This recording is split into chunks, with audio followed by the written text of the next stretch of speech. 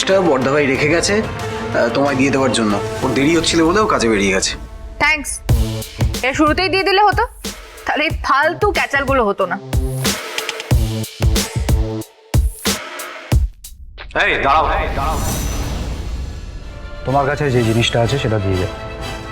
ওরাইট, sorry, আমি না বেখেয়ালে এটা গলায় পরে ফেলেছিলাম।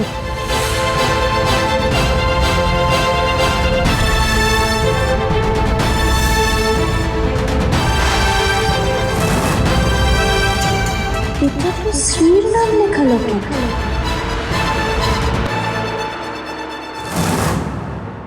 ওমা দেখি।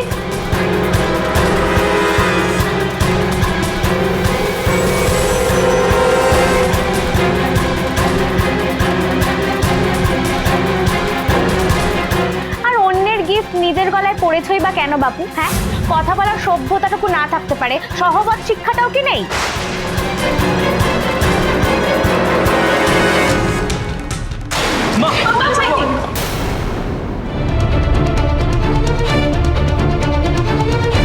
আমি আপনাকে অনেকবার বলেছি ডোন্ট টাচ মি।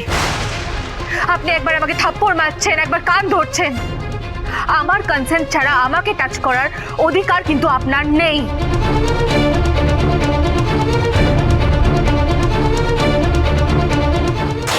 এই নিন আপনার জিনিস। আপনি কি মনে করেছিলেন এটা আমি গলায় পড়েছিলাম বলে নিয়ে চলে যেতাম? ওরকম শখ কিন্তু আমার নেই। জাস্ট আ সেকেন্ড।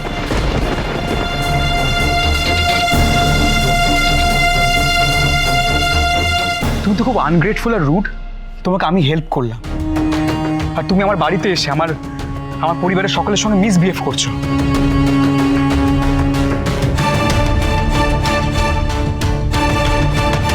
সিরিয়াসলি এই সমস্ত কিছু আমি যদি আগে জানতাম তোমাকে আমি এবার আনতাম না। নিয়ে আসতেন না মানে? নিয়ে আসতেন না মানে কি? আমি যদি জানতাম না আপনি এই সার্কাস ফ্যামিলির মেম্বার, আরিয়া কখনো আপনার এই স্টুপিড গাড়িতে চাপতো না আর আপনার থেকে লিফটও নিত না। আই প্রে টু গড আমাকে যেন এই বাড়িতে না কখনো পা না রাখতে হয়। এই চুপ একদম, অসভ্য মেয়ে একটা। তোমার যা জিনিস নেওয়ার ছিল নেওয়া হয়ে গেছে, এবার যাও। তোমার মতো অসভ্য মেয়েকে এই বাড়িতে আর এক সেকেন্ড আমি টলারেট করবো না।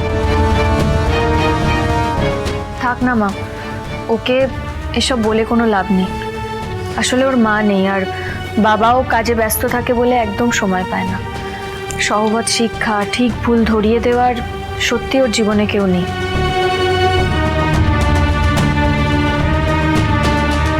যেটাকে আপনারা অসভ্যতা বলছেন সেটা আমার কাছে টিট ফর ট্যাট।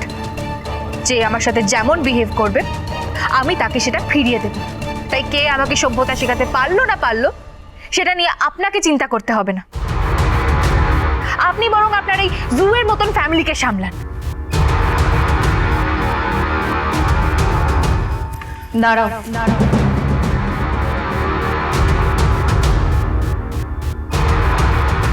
আমাদের বাড়ির নিয়ম, কেউ এলে সে না খেয়ে ফিরে যায় না।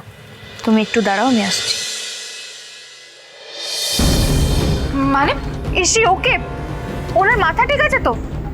উনি কি এক্সপেক্ট করছেন এত কথা শোনার পর এই বাড়িতে বসে আমি খাবো?